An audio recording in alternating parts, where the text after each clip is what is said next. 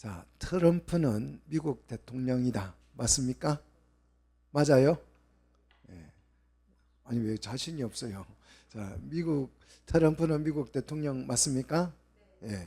그러면 링컨도 미국 대통령이다. 맞습니까? 링컨은 대통령 아니에요? 아브라함 링컨 대통령 맞죠?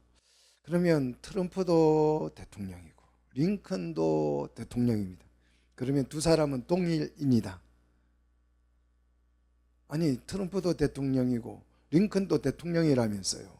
그러면 둘 다 대통령이니 두 사람은 동일입니까? 아니죠. 다른 사람이. 제가 지금 무슨 얘기 하려고 이 얘기를 드리냐 그러면, 대통령이라고 하는 것은 직책이지 사람이 아니에요. 사람을 가리키는 고유명사가 아니라 대통령은 그냥 직책일 뿐입니다. 자, 직책을 이게 구분이 안 돼요. 직책은 다 대통령이라는 직책은 구분이 안 돼서 이걸 구분하기 위해서 숫자화했죠. 1대, 2대, 뭐 3대, 16대, 48대 이렇게 구분을 해놓은 숫자로. 사람은요, 네 집 아들로 태어나가지고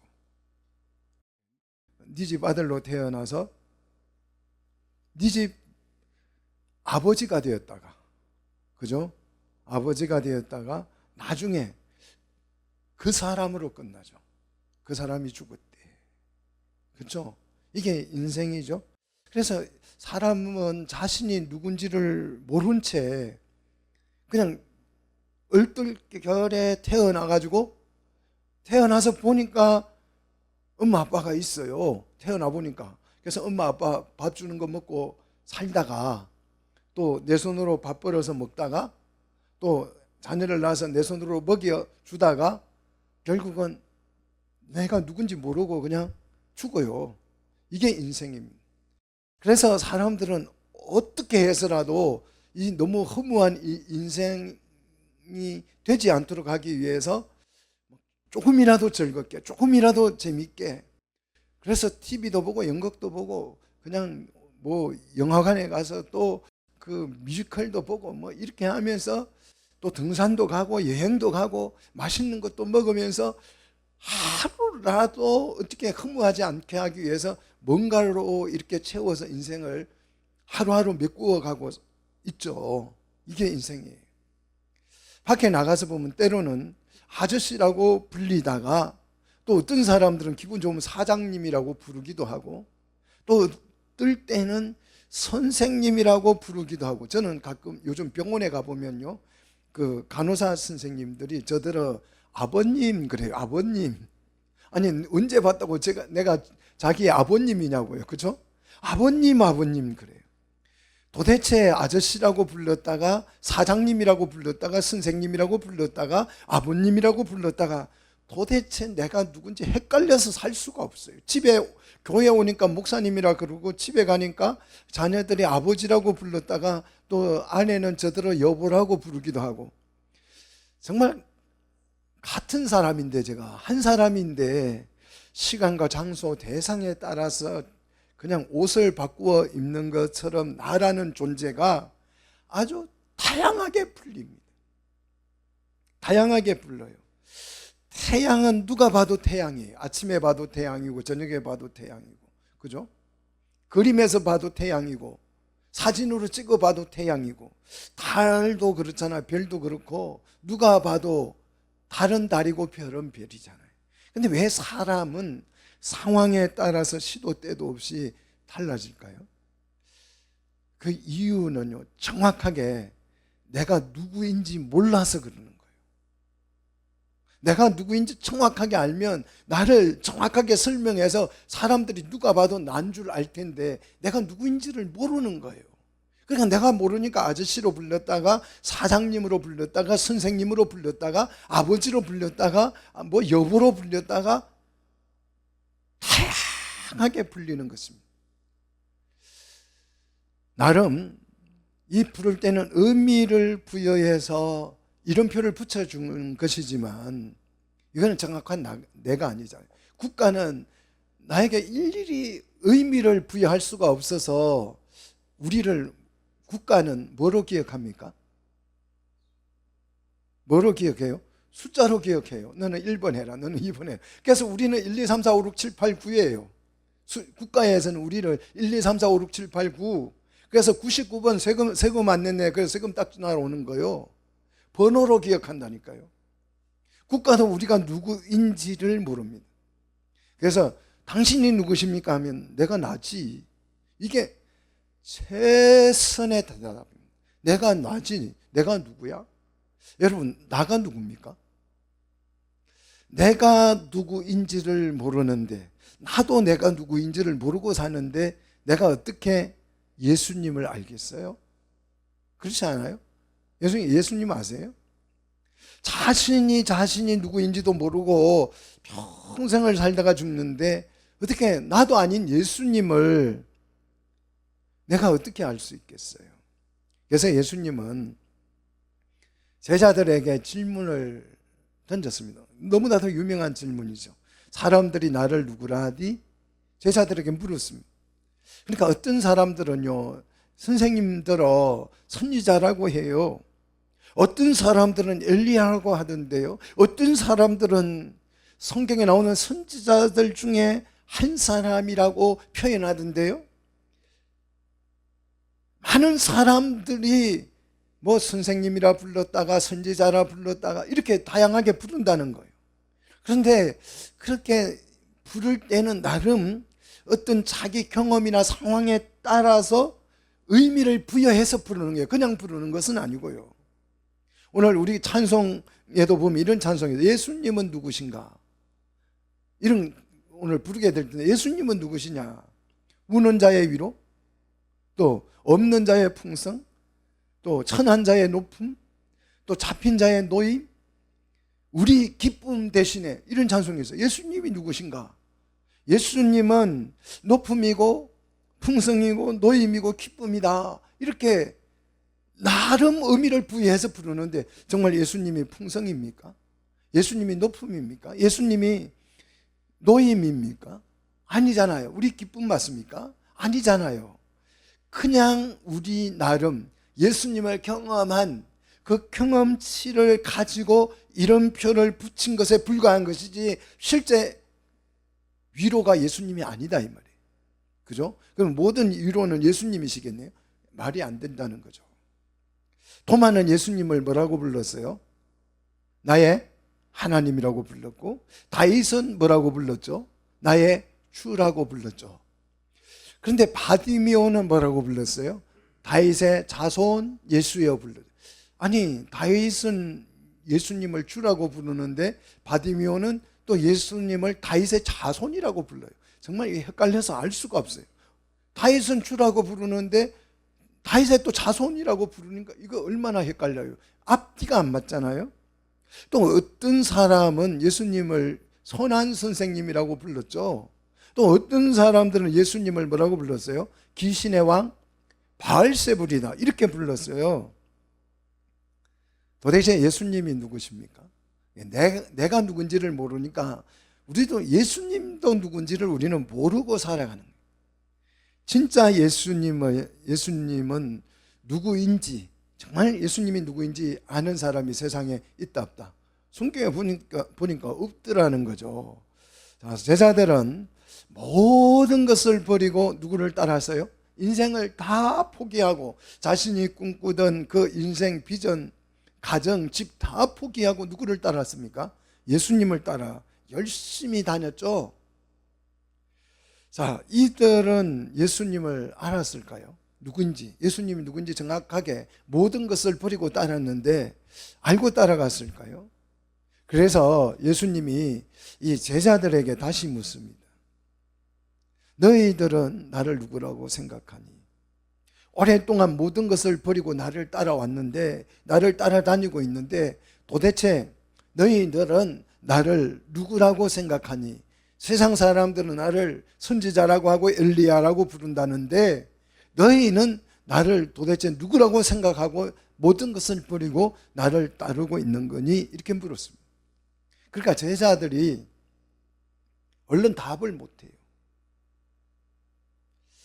선생님이라고 하기에도 좀 애매하고, 선지자라고 하려니까 그것도 마땅치 않아 보이고, 그러면 제사장이라고 하면 되겠다 했는데 보니까 예수님은 레위 지파가 아니고 목수라고 부르려니까 그만둔 지가 너무 오래됐죠.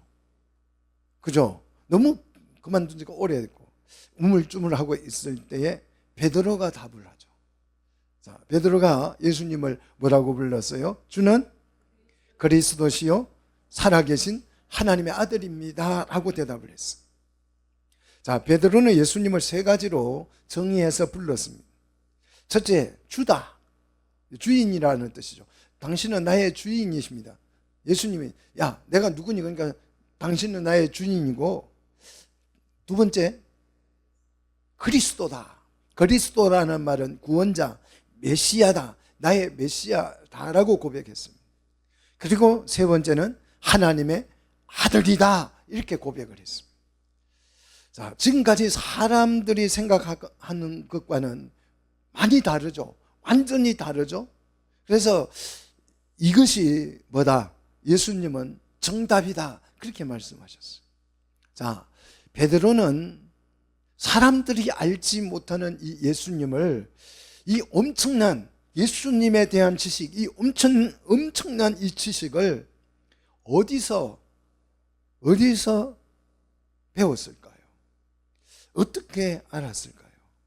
아마 예수님이 베드로를 다른 제자들보다 좀 더 사랑하니까 베드로를 몰래 불러가지고 내가 너의 주인이고 그리스도 메시아이고 하나님의 아들이야 이렇게 몰래 가르쳐 줬을까요? 제가 중학교 다닐 때 음악 선생님이 우리 교회를 다녔어요. 중학교 때. 그런데 이 음악 선생님하고 저하고 너무너무 친했어요. 교회를 같이 다니니까 너무 예뻐해 주는 거예요. 사랑해 주고 맛있는 거 주고 뭐 그래서 선생님 너무 가까이 지내는 게 막 전교생들에게 다 드러났어요. 시험 칠 때가 됐는데 친구들이 따라와가지고 답을 알려달라는 거예요. 선생님 너를 좋아하니까 틀림없이 너에게 답을 가르쳐 줬을 거다. 근데 제가 모든 과목 중에서 음악을 제일 못했어요. 정말 노래도 못하고 시험도 못 치고 이론도 약하고 실기도 약하고 다 약했어요. 계속 안 가르쳐 줬다고 해도 친구들이 안 믿는 거예요. 하도 쫄라서 그래 받아 적어라 그래가지고 불렀죠. 1번에 5, 3번에 2, 4번에 7 막 이렇게 막 불러줬어요. 애들이 열심히 적었습니다. 다 틀렸어요. 제 따라 적었던 친구들은 다 틀렸습니다. 베드로를 너무 사랑해서 주님이 가르쳐 줬을까요? 몰래? 아니면 학교에서 배웠을까요? 아니면 뭐 뉴스에서 예수님이 메시아다라는 것을 들었을까요? 아니면 자신의 부모님이 가르쳐 줬을까요? 이런 세상에 없는 이 고급 정보, 고급 지식을 베드로는 어디서 배웠을까요? 책에서 봤나요? 아니면 돌을 닦아서 알았나요? 저는 돌을 닦아서 깨달았다는 사람들의 말은 순전히 뻥이라고 생각합니다. 왜 그러냐 그러면 이 아이디어라고 하는 것은요, 내가 막 생각을 한다고 해서 생각이 나는 게 아니에요. 저절로 생각이 나는 것입니다. 우연히 생각이 나는 것입니다. 뭘 어쩌 하다가 보면 연관되어서 생각이 떠오르는 것뿐이지 내가 막 열심히 생각하면 답이 생각나요? 그럴 리 없잖아요. 정말 내가 아주 열심히 막 생각을 하면 생각이 여러분 납니까? 그냥 우연히 어찌 하다가 보면 생각이 나도 모르게 떠오르는 거예요. 그래서 우리 속의 생각은 내 마음대로 조절이 안 돼요. 여러분 생각을 조절할 수 있습니까? 저는 생각을 조절할 수 있다면 내 머릿속을 정말 좋은 꽃밭으로 만들 수 있겠어요. 그냥 조절이 안 돼요. 이 생각이 났다, 저 생각이 났다. 나의 이 의지와는 상관없이 내 생각이 막 스쳐 지나가는 거죠. 그 핸드폰 광고 중에 생각대로 T라는 게 있습니다. 생각대로 T. 생각대로 T가 안 되는 거예요. 그래가지고 이번에 털려가지고 정보 다 뺏겨가지고 지금 난리 났잖아요. 생각대로 T도 자기들 생각대로 못한다는 거죠. 좋은 생각도 나쁜 생각도 내 속에 저절로 생겨요. 의도하지 않았는데도 막 생각이 떠올라요. 그런데 좋은 생각은 우리가 그 생각을 실행을 하고, 나쁜 생각은 우리가 절제를 하는 거잖아요. 이 조절을 할 뿐이지, 생각을 내가 조절할 수 있다, 생각나는 것을 조절할 수 있다, 내가 생각해서 뭔가를 깨달을 수 있고 발견할 수 있다, 다 내 의지대로 된 것은 아니라는 것입니다. 그럼 베드로는 어떻게 예수님이 주와 그리스도와 하나님의 아들인 줄을 알았을까 하는 거예요. 베드로는 자신이 예수님이 주와 메시아와 그리스도와 하나님의 아들이라는 이 지식을 자신이 갖고 있었지만, 자신 속에 생긴 이 지식이 어디서 온 것인지를 베드로는 전혀 몰랐다는 거예요.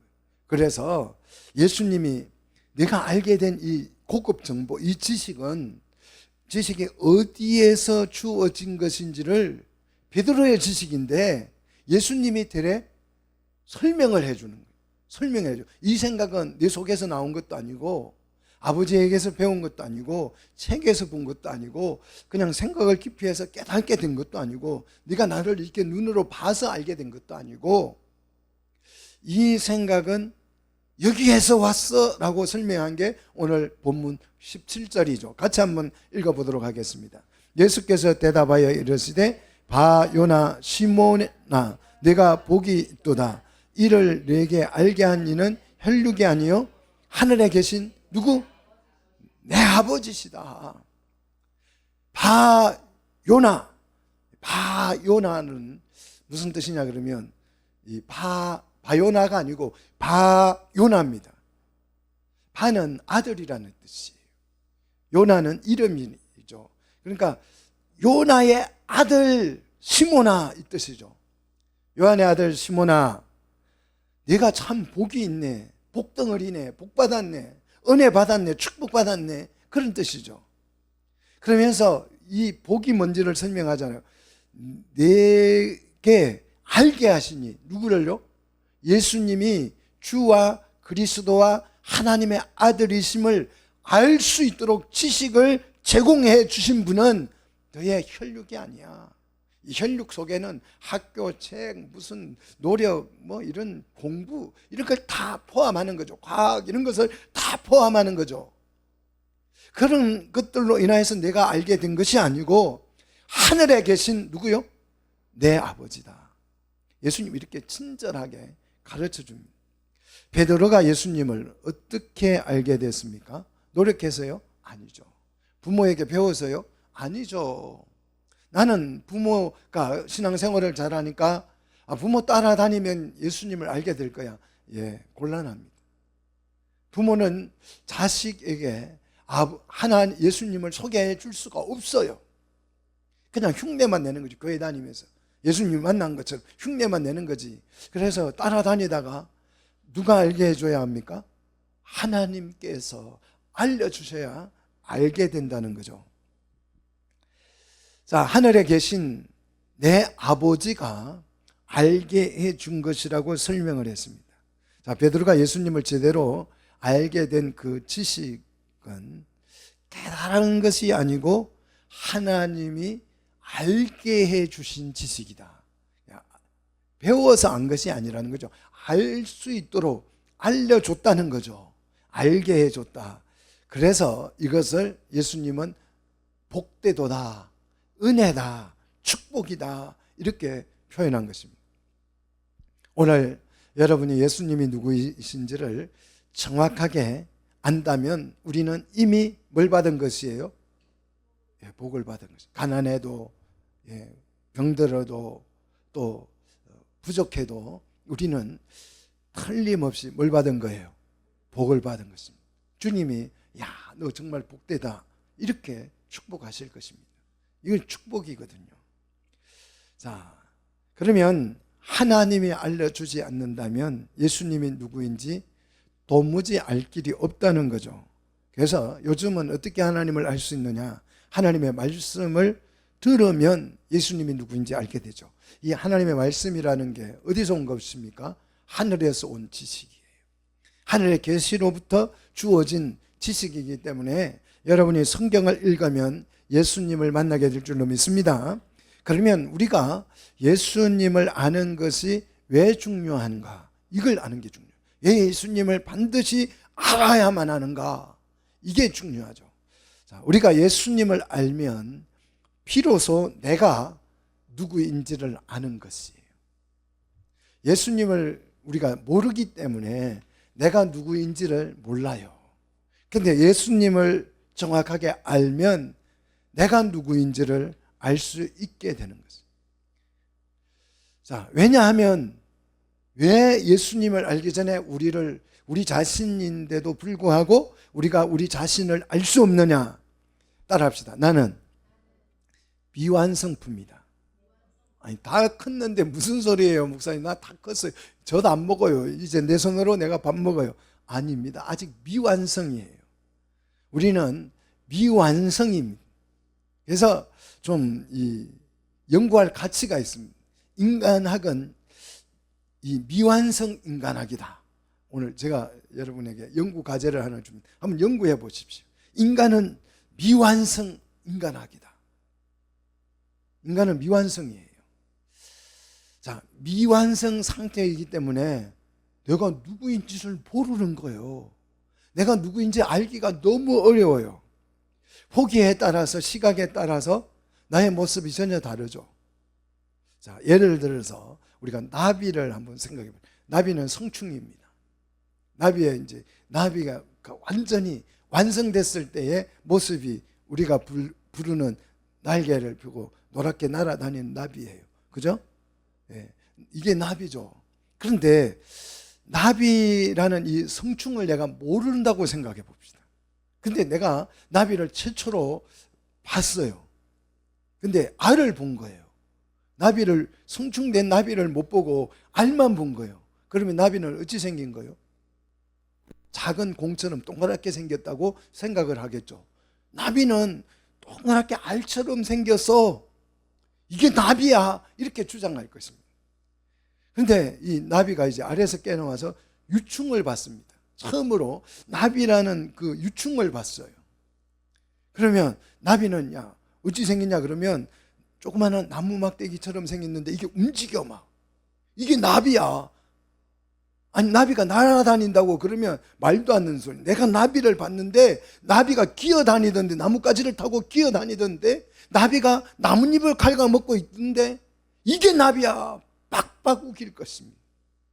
근데 어떤 사람은 나비의 번데기를 봤어요. 번데기. 나비가 어찌 생겨서 그러나 번데기처럼 생겼다는 거예요. 뇌에 번데기처럼 나비가 생겼고, 아니, 나비가 기어다니던데 말도 안 돼요. 왜 그런 거짓말을 해? 번데기처럼 생겨서 라고 주장을 할 것입니다. 자, 번데기에서 탈피한 나비를 보지 않는 이상은 나비를 제대로 안다, 모른다? 모른다. 우리가 아직 어떤 사람은 알처럼 생겼고, 어떤 사람은 유충처럼 생겼고, 어떤 사람은 번데기처럼 생겼고, 그래서 어디 가면 선생님이라 불렸다가, 어디 가면 아버지라 불렸다고, 어디 가면 사장님이라 불렸다. 이렇게 되는 거예요. 사람도 그런 것이에요. 지금 우리가 미완성품이기 때문에 내가 누구인지를 정확하게 알 수 없습니다. 성경에서도 어떨 때는 사람을 뭐라고 불러요? 야, 너 지렁이 같이 생겼네. 그래서 지렁이 같은 야곱아. 사람을 이게 다 안 컸어요. 지렁이처럼 막 꿈틀꿈틀 기어다니는 거예요. 지렁이 같은 야곱이라고 불렀다가, 어떨 때는 개라고 부르죠. 이방인들은 예수님도 여자 이방 여인을 보고 뭐라고 불렀어요? 개 같다 그랬잖아요. 개라고, 개처럼 보였다가, 어떨 때에는 돼지라고 부르기도 하죠. 돼지에게 진주를 던지지 말라. 그 돼지는 진짜 돼지가 아니고 뭐예요? 사람을 보고 하는 말이죠. 예. 또 어떨 때는 여우라고 불러요. 예수님도 헤롯을 뭐라고 불렀어요? 저 여우 같은 늙은이라고 불렀죠. 그죠? 자, 어떨 때는 이 독사의 자식들아, 사람이 독사의 자식으로 보여요. 독사는 자식을 놓는 게 아니고 새끼를 놓죠. 그죠? 예. 그 다음에 어떨 때는 비둘기라고 불렀다가 어떨 때는 진흙이라고 불러요. 진흙덩이 같다. 또 어떨 때는 돌멩이 같다 그러고 어떨 때는 너희는 질그릇이네. 바울은 질그릇이라고 불렀고 예수님은 우리들은 너희는 소금이야. 너희는 빛이야. 또 어떨 때는 바람에 나는 겨다. 이루 말할 수 없는 다양한 표현으로 사람이 불립니다. 하지만 사람은 개나 돼지나 양이나 비둘기나 지렁이나 빛이나 소금이 아닙니다. 그런데 왜 이렇게 다양한 명칭으로 불립니까? 아직 우리가 완성되지 않아서 그렇습니다. 사람은 자신이 미완성품인데도 모르고 다 큰 줄 알고 살아가고 있습니다. 그래서 나는 아직 미완성인 줄도 모르고 살다가 미완성체로 죽습니다. 마치 애벌레가 내가 나비인 줄도 모르고 나비가 될 것이라는 것은 꿈에도 상상을 못하고 그냥 앞에 나뭇잎 갉아먹고 살아가는 것과 다를 바가 없습니다. 미래에 완성될 자신의 모습을 모르기 때문에 꿈을 꿀 수가 없어요. 비전을 가질 수가 없어요. 애벌레가 나비가 될 것을 안다면 내가 날 수 있다라는 희망을 가지고 살아갈 텐데 이걸 모르니까 완성될 나의 모습을 모르니까 앞이 안 보이는 거죠. 비전이 안 보이는 거죠. 꿈이 없는 거죠. 완성될 자신의 모습을 모르기 때문에 삶의 방향을 잡지도 못하죠. 그래서 사람들은 어떻게 살아가요? 바람 부는 대로, 바람 부는 대로 남들 따라, 남들이 여행 가면 나도 한번 가볼까 하고 여행 가고, 남들이 어디 가서 맛있는 거 먹었다 그래서 사진 찍어 놓으면 팔려 가가지고 그것도 같이 먹어보는 거예요. 왜 블로그가 잘 됩니까? 내가 여기 가서 맛있는 거 먹었는데 하고 올리면 남들이 그걸 보고 따라한다는 거예요. 그래서 블로그가 유행하는 거예요. 여러분 핸드폰 가지고 다니는 이유가 뭡니까? 전화하기 위해서.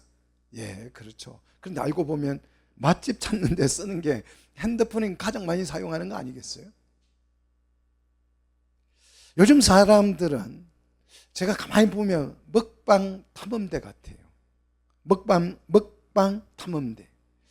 마치 먹기 위해서 그걸 막 찾아다니러 다니는 사람들 같아요. 그래서 영락없는 누구의 모습이에요? 꿀꿀이의 모습이다. 돼지가 좀 폼나게 앞치마 이렇게 앞수건, 앞에 수건, 하얀 수건 목에 걸치고 먹는다고 해서 사람이 될 수 있습니까? 돼지가 뷰가 너무 좋은 곳에서 식사를 하면 사람이 되겠습니까? 내가 최종 완성해야 할 나의 모습을 알고 계십니까? 나의 최종 모습 여러분 한번 그려보십시오. 그게 보여야 내 비전도 생기고 꿈도 생기는 거 아니겠습니까? 나가 완성되어야 할 최종의 모습 한번 그려보십시오. 아무도 못 그릴 것입니다. 인생을 평생 먹방만 찍다가 말 것입니까? 하루 3끼 먹방을 찍는 사람을 일컬어서 우리는 뭐라고 불러요? 너는 삼식이야. 삼식이. 먹는 일 외에는 하루 종일 하는 게 없다. 그냥 숨 쉬고 화장실 갔다 오고 그거 외에는 뭐예요? 먹어요. 시간 딱 보고 있다가 정각에 먹는 걸 또 선호하잖아요. 그죠? 그래서 딱 시간 맞춰서 딱딱 3번 먹는. 그래서 그 사람은 뭐라고 불려요? 삼식이 이렇게 불린다 이 말이죠. 우리가 삼시기로 살다가 죽을 것입니다. 그래서 저는 하루에 가능하면 한 끼만 먹으려고 했습니다. 삼식이 되기 싫어가지고. 자신이 완성해야 할 자신의 모습을 모르면 평생 뭐한다? 남들 흉내만 내다가 죽게 된다. 그런데 중요합니다. 정말 중요합니다. 완성될 자신의 모습은 자신이 스스로 알 수 있다 없다? 알 수 없다는 거예요. 내가 어떻게 완성될지 나는 안다 모른다? 모른다. 아무도 모른다는 거예요. 이게 참 슬픈 일이에요. 내가 어떻게 완성될지를 모른다라는 거예요. 하와가 처음 하나님의 그 지음을 받아서 하나님 손에 이끌려 왔을 때 자신이 누구인지를 알았어요, 몰랐어요? 하와가 몰랐어요. 내가 누구인지는 몰랐어요. 왜 이분의 손을 잡고 따라가야 되는지 도무지 알지 못했어요. 전혀 알지 못하고 손에 붙들려서 딸려갔어요. 그런데 아담을 만났습니다. 그런데 아담이 딱 보니까 이게 누군지 알겠어요. 누구였어요? 내 뼈 중에 뼈고 살 중에 살이라는 걸 딱 알아봤잖아요. 그래서 너는 누구니? 물어볼 필요가 없어요. 너는 나의 뼈고 나의 살이야.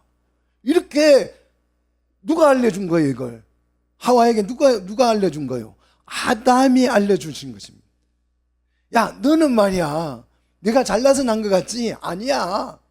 너는 나의 뼈고 나의 살이야. 이걸 누가 가르쳐 줬다고요? 하와가 자신이 깨닫게 된 것이 아니고 아담이 가르쳐 줘서 알게 된 것이에요. 이해되세요? 하와가 아담을 만남으로써 자신이 누구인지를 알았듯이 우리가 예수님을 만나면 내가 누구인지를 알게 되는 거예요. 비로소 내가 누구인지를 알 수 있게 되는 것입니다. 사랑하는 성도 여러분, 완성될 나의 모습을 예수님을 만나야 알 수 있게 된다는 거예요. 오늘 꼭 이 예수님을 알게 되기를 축복합니다. 오늘 본문에서 예수님은 베드로가 누구인지를 정확하게 설명해 줍니다. 언제요? 하나님이 예수님이 주와 그리스도와 하나님의 아들이 된다는 것을 베드로에게 알게 해 주셨을 때에, 베드로가 예수님을 정확하게 알게 되었을 때에 비로소 예수님이 베드로에게 내가 누구인지를 알려줘요. 자, 원래 베드로는 17절 보시면 바요나 시몬이죠. 바요나 시몬. 요나의 아들 시몬으로 불려졌습니다. 이름표가. 그래서 베드로의 아버지는 베드로를 낳고 이름표를 시몬이라고 붙여줬어요. 시몬은 누구냐 그러면 야곱의 셋째 아들 시므온을 뜻하는 말이죠. 이걸 헬라어로 줄여서 시몬 이렇게 표현한 거죠. 시몬이라는 뜻이죠. 그러니까 요나가 아들을 낳는데 이 이름을 뭐로 붙여줄까 고민을 하다가 생각이 안 나는 거예요. 그러니까 조상 중에 누구 이름이 마음에 들어? 야곱의 셋째 아들 시몬이 마음에 들어요. 그래서 너는 오늘부터 시몬이야, 이렇게 이름을 붙여준 거예요. 여러분도 아마 그렇게 해서 이름이 다 붙여졌을 거예요. 그렇지 않아요? 여러분 이름 붙여진 거 맞죠? 그죠? 그렇게 불리고 있죠. 그런데 그게 내가 아니라고요. 진짜 완성될 나의 모습이 아니라고요. 그냥 아버지가 어머니가 그냥 임의로 붙여준 이름일 뿐이에요. 식별기호입니다. 식별기호요. 국가는 여러분을 뭐로 식별한다고요? 숫자로.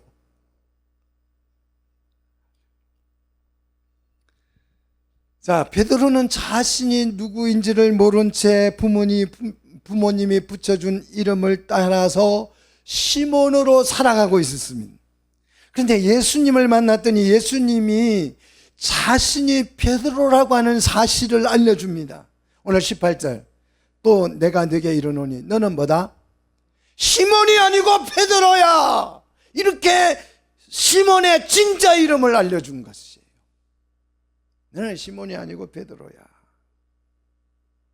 내가 누구인지 예수님이 가르쳐 주셨다는 것입니다. 그리고 왜 내가 베드로인지, 베드로가 무엇이 될 것인지를 설명해 주고 있습니다. 그래서 예수님을 만나야 내가 누구인지를 정확하게 알고 내가 어떻게 완성될지를 우리는 알게 될 수 있다라는 거예요. 자, 베드로라는 무슨 뜻이냐면 큰 반석에서 이렇게 떼어낸 돌멩이라는 뜻이죠. 돌멩이. 큰 반석에서 돌을 깨어서 떼어낸 돌멩이라는 뜻이죠. 아담의 몸에서 떼어낸 사람이 누구? 하와이듯이 반석이신 예수님의 몸에서 떼어낸 돌이 누구? 베드로다 이 말이죠. 그러면 왜 예수님은 자신의 몸의 일부를 떼어내어 베드로를 만드셨을까요? 여러분 잘 들으십시오. 잘 들으십시오. 왜 그랬느냐? 오늘 18절, 내가 이 반석은 헬라어로 페트라입니다. 페트라. 엄청나게 큰 바위돌이라는 뜻이죠. 어마어마하게 큰 커다란 바위돌. 정말 들 수도 없고 산처럼 큰 어마어마한 큰 바위를 페트라라고 하죠. 이 반석 위에 내 교회를 세우려고 자기 몸에 이 페트로스 그 반석을 깨서 조금 떼어내서 베드로를 만들었다는 거예요. 그러므로 이 베드로가 완성해야 할, 완성될 최종의 모습은 뭐다? 교회다. 아멘입니까? 예. 사람이 교회다 이런 얘기 많이 들었어요. 틀린 말입니다. 사람이 교회 아니에요. 사람은 최종 교회가 되어야 할 것입니다. 믿습니까? 이게 정확한 말이에요.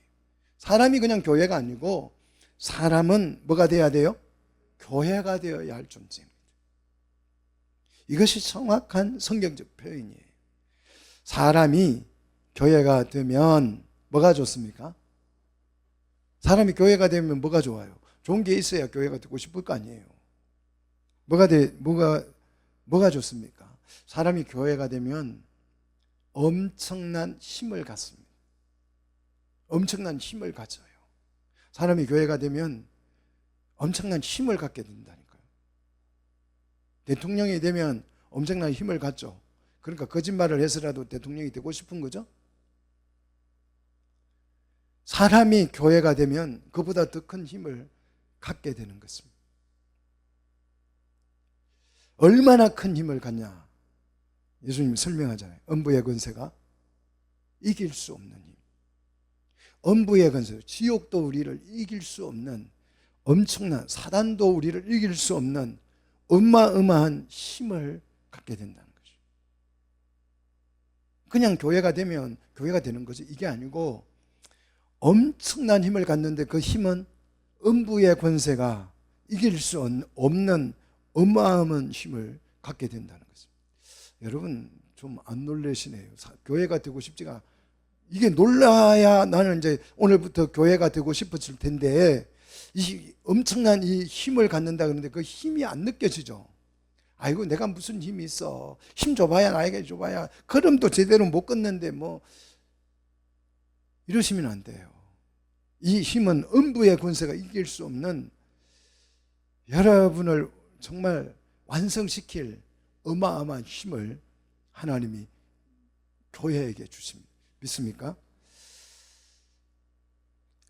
그러면 도대체 교회가 뭐길래 이렇게 큰 힘을, 이렇게 엄청난 힘을 교회에게 주시는가? 교회가 어떤 존재이길래 이런 힘을 하나님이 주실까요? 교회는 그리스도의 신부이기 때문에 주는 거예요. 신부이기 때문에 이 엄청난 힘을, 음부의 권세도 이길 수 없는 힘을 누구에게 준다고요? 교회에게 준다고요. 자, 예수님의 교회가 신부라면 예수님은 교회의 뭡니까? 신랑이 되는 거죠. 자, 신랑은 신부가 시집을 오면 신부에게 가장 뭘 먼저 줄까요? 반지? 아니면 자동차? 아니면 뭘 줄까요? 보석? 신부가 시집을 오면 신부에게 뭘 가장 먼저 줄까요? 여러분 시집 안 가보셨어요? 남편이 시집 오니까 뭘 주던가요? 아유, 나는 아무것도 받은 게 없어요? 뭐 받으셨어요? 신랑한테 열쇠 받았죠. 열쇠. 몇 개 받았어요? 아니, 나는 열쇠는 그냥 빈몸으로 와가지고 빈몸으로 그렇게 생각하면 착각입니다. 남편이, 신랑이 여러분에게 열쇠를 줬죠. 집 열쇠 줬어요. 그래서 여러분이 요즘은 누가 촌스럽게 열쇠를 줍니까? 뭘 줘요? 비번. 신랑 대신 우리 주님이 신부된 교회에게 비번을 알려줍니다. 몇 번이에요? 이거 모르는, 이게 몰라. 아직 신부가 안 된 거예요. 아는 사람은 비번을 알게 돼 있어요. 몇 번이에요? 1619. 1619입니다. 예수님의 집 번호는 1619예요. 마태복음 16장 19절이죠. 예? 한번 보셔요. 열쇠를 줬어요. 어떤 열쇠를 맡겼어요? 천국 열쇠. 천국이 누구 집이다? 내 집이다. 만민이 내 집인데, 만민이 기도하는 집이다. 내 집이다. 내 집은 만민이 기도하는 집이다. 내 집이라 했잖아요. 그 집 번호가, 그 집을 열고 들어갈 수 있는 열쇠가 천국 열쇠예요. 믿습니까? 이 천국 열쇠를 우리에게 건네줬다는 것입니다. 열쇠를 건네줬다는 말은 이거 다 내 거야. 내가 금고 열쇠를 줬다는 말은 열쇠만 가지고 있어 이게 아니고 금고 안에 있는 모든 금은 보화는 다 누구 것이다? 내 거야. 마음대로 꺼냈어. 이 말 아니겠어요? 주님이 신부된 교회에게 뭘 주셨어요? 천국 열쇠를 주셨다는 거예요. 이 열쇠를 주어서 열쇠를 줬다는 말은 천국이 너의 것이야, 이 뜻이에요. 천국의 주권을 넘겨줬다, 이런 뜻과 같습니다. 그래서 이 열쇠를 가지고 내가 닫으면 하늘에서도 닫히고 내가 열면 하늘에서도 열린다는 거예요. 따라합시다. 이게 내 마음대로다. 내 마음대로. 이 열쇠를 받고 내 마음대로 할 수 있다. 이걸 우리는 주권이라고 부르고 통치권이라고 부릅니다. 하나님이 하나님의 나라를 교회에게 기업으로 주신 줄 믿으시기를 축복합니다. 자, 여러분, 그냥 별것 아닌 것 같이 살고 있는데요, 이게 내가 완성이 된다면 어마어마한 존재가 될 것이, 음부의 권세가 이길 수 없는, 뭐 내가 회사 가봐도 별 볼 일 없고 집에 와도 별 볼 일 없고 뭐 빨래나 하고 식사나 밥이나 차려주고 그런 존재일지라도 완성될 나의 모습은 어마한 것입니다. 나의 최종의 모습은 뭐예요? 교회이고, 교회에게 천국 열쇠를 맡겨줘서 천국을 네 마음대로 좌지우지할 수 있게 된다. 이런 권세를 얻게 된다는 것입니다. 자, 이것이 인간론입니다. 인간론이에요. 세상에 있는 이런 인간론은 다 엉터리예요. 뭐 몽골족을 따라서 내가 뭐 왔고 이런 거 전부 다 엉터리입니다. 우리는 미완성 인간학에서 시작해서 완성될 인간론, 뭡니까? 교회. 우리는 교회가 되어야 합니다. 교회가 되어야만이 그리스도의 신부가 되어서 하나님의 가족이 되는 것이고, 이 비전과 꿈을 우리는 바라보고 살아가는 것입니다. 우리 속에 이 비전이 있어야 돼요. 나는 교회가 될 거야. 교회가 보여야 하고, 교회에게 주신 이 힘을 느끼고 그래서 문을 닫기도 하고 열 수 있는 이 엄청난 파워를 가진 존재. 나는 이런 사람이 돼야 해. 그런 사람이 완성되면 뭐가 된다? 교회가 된다. 그러니까 지금까지 교회를 요거 설명하려고 지금까지 설명한 것이. 내가 뭐가 될지를 알아야죠. 뭐가 될지를 알아야 자꾸 밥을 먹고 건강하게 운동해서 완성될 거 아니에요. 성경도 열심히 읽고 이래서 서로 사랑하고 섬기고 이렇게 해서 내가 완성될 나를 만들어 가야 될 거 아니에요. 신앙생활 이거 만들 생각 안 하고 그냥 교회 왔다 갔다 하고 그냥 나는 교회 왔다 갔고 예수를 믿었으니 천국 갈 거야. 이렇게 종교 생활을 하고 있는 사람이 많다 이거예요. 염두에 안 둬요. 내가 완성될 나의 모습을 염두에 두지 않습니다. 이건 몰라서 그래요. 사람은 교회가 되지 않으면 아무것도 아닙니다. 아무것도 아니에요. 그냥 먹방 찍다가 삼시기로 살다가 죽게 될 것입니다. 우리의 목적은, 우리 인간의 목적은 교회가 되는 것입니다. 우리가 어디서 무엇을 하든지 교회가 되는 것이 목적이에요. 직장에서 일을 하든 뭐 운동을 하든 공부를 하든 나들이를 가든 뭐 교회 와서 예배를 드리든 어디에서 무엇을 하든지 우리의 삶의 목적은 뭐다? 우리의 삶의 방향은 교회다. 교회가 되는 것이 우리 인생의 목적입니다. 우리 함께 애써서 교회가 되어서 천국 열쇠를 받아서 하나님의 나라를 기업으로 얻는 우리 성도들이 되시기를 주의 이름으로 축복합니다.